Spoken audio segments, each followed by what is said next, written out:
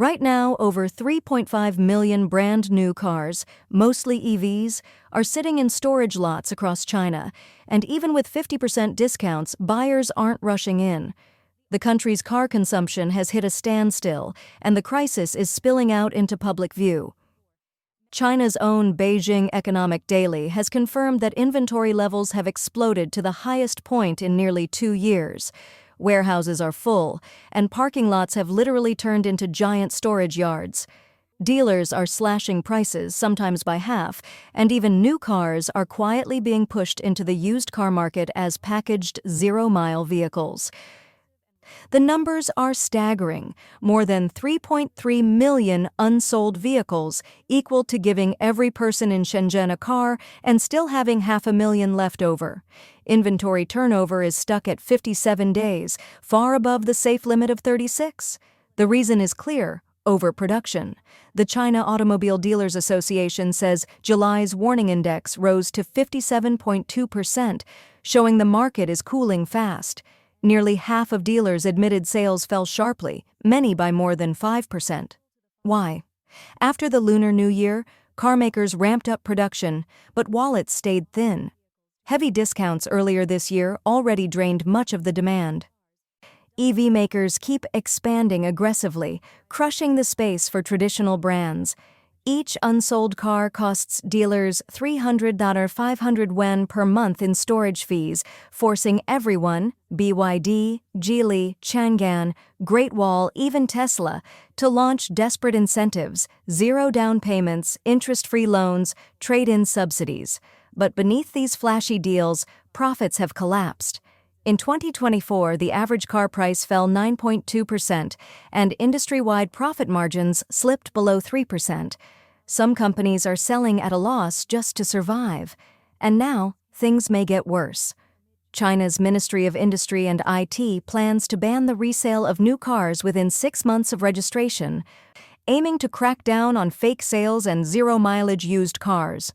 On paper, it's about cleaning up the market. In reality, it could strangle dealers, eliminate cheap inventory cars, and block one of the few ways struggling automakers can move stock. For consumers, that means fewer bargains and less room to negotiate. For dealers, it could be the final blow. Industry experts warn July to September is the last window for manufacturers to dump inventory before the real storm hits. Prices will likely collapse further in the next 30 days, and what's happening now isn't just a price war, it's a purge. Many believe that within 3 years, half of China's automakers could disappear. The auto industry, once a pillar of China's growth, is now staring at a future that looks eerily similar to the country's real estate meltdown. It's unbelievable. Buying a car in China today feels more like gambling than shopping. People used to joke about waiting years for an apartment, but now the same thing is happening with cars. Imagine paying the full price up front, only to be told, "Come back in half a year when production is finished." That's exactly what happened to one customer who ordered Xiaomi's SU7. The after-sales team even warned him if he didn't complete the payment within 7 days, his order would be canceled. He handed over every cent, yet the car was nowhere to be found. For buyers, this trick feels even nastier than the stock market. Some say it's the same playbook used by Xu Jiayin of Evergrande. Another netizen summed it up perfectly. "We were burned by delayed housing projects, now we're being fooled by delayed cars." He argued this isn't about one single brand, but a bigger question. Should consumers continue to accept such schemes or start resisting them? When you compare housing delays with car delivery delays, the problems look eerily similar.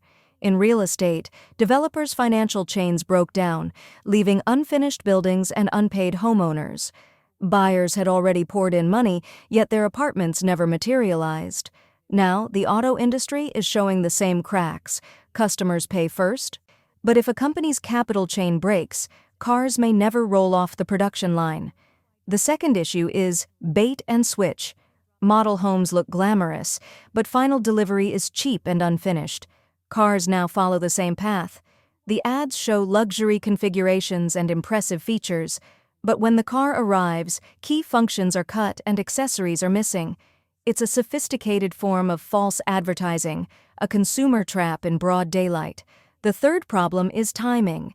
In real estate, long delays meant houses lost value before delivery. Sometimes loans were bigger than the home's actual worth. In cars, the same thing is happening. While buyers wait endlessly for a new car, a 0-kilometer used car can already be picked up from the secondhand market for less money and no delay. The gap feels like outright theft. To make matters worse, contracts are full of loopholes. Housing deals were notorious for hidden clauses, one-sided terms, and vague compensation. Now pre-order car contracts are following the same script. Once a dispute arises, consumers are trapped in endless procedures and high costs to defend their rights. Automakers, meanwhile, act tough and dodge responsibility. Some netizens believe this delay strategy is just the first step in a bigger cash recovery game. One bold theory suggests automakers could launch new models while buyers are still waiting for their old ones. Then they encourage deposit holders to switch to the new car instead of getting the old one. Repeat that cycle again and again, and suddenly the company never needs to build the old cars at all. If customers refuse to switch, the company simply demands final payment immediately. Fail to pay, and you lose your deposit. At that point, your 5,000 yuan deposit isn't really for a car. It's just a ticket to keep waiting, always hoping, never receiving. And for those who can't wait, the ironic solution is to walk across the street to the 0-kilometer used car market, where the same car is available right now, cheaper and ready to drive home. If this infinite delay plus deposit transfer model spreads, the Chinese auto market will spiral into dangerous territory. Production will no longer be about cars, but about creating expectations. Profits won't come from technology or quality, but from drawing financial illusions and recycling deposits. The industry could repeat the exact tragedy of real estate, turning cars into speculative financial products instead of reliable goods. Once consumer confidence collapses, the supply chain will backfire, and the entire industry could implode. Imagine buying a car and feeling like you've walked straight into a trap. Consumers hand over deposits, sometimes the full price, but what they actually receive is a never-ending timeline. Delivery pushed back, promised features quietly removed, and prices that swing wildly. Buying a car has stopped being a purchase and started feeling like a gamble. Behind the scenes, the supply chain takes the hit. Part suppliers wait months for payment, dealers run out of cash, and the whole ecosystem gets squeezed dry. When upstream vendors are unpaid and downstream sellers can't fund sales, the industry's financial stress spreads like a contagion. That stress eats away at jobs and investment confidence. EVs were positioned as one of China's few growth engines, but if the bubble bursts, layoffs will ripple through factories, parts makers, logistics, sales networks, and beyond. If the market turns into an endless pre-order machine with no real deliveries or tech progress, consumer trust will evaporate and the sector's reputation will collapse. Sound familiar? It should.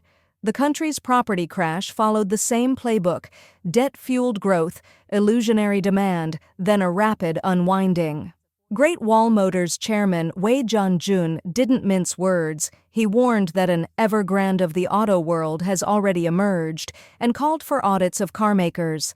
He argued some firms are more focused on inflating market value than on building sustainable businesses, and that this could tip the fragile market over the edge. A commentator online pushed the point further. Don't waste time guessing which tiny startup will be the next giant to fall. The real danger lies in big players running on borrowed time. Evergrande collapsed because it was a facade built on relentless borrowing, new loans to cover old debts, expansion without cash, and a product, real estate, that can't be turned over quickly when demand cools. The auto sector risks the same fate. The core problem for many EV makers is not just debt, but dependency. Key components, batteries, motors, control systems, are often bought from outside. That raises costs and leaves no in-house tech to fall back on when problems happen. Suppliers squeezed for cash can cut corners on quality to survive. The result? Cheaper-looking cars, growing safety risks, and angry consumers left holding the bill. As Wei asked bluntly, how can you chop 10,000 yuan off a car and still promise top quality? The answer scares everyone. When Wei's comments hit the internet, automakers scrambled to defend themselves. BYD's brand and PR director Li Yunfei publicly rejected the Evergrande of Autos label, arguing that China's mainstream carmakers have healthier asset and liability profiles than critics claim, and that sweeping negative takes on the EV industry are unfair and irresponsible. BYD said it has alerted authorities about damaging rumors and will pursue legal action against those spreading harmful misinformation.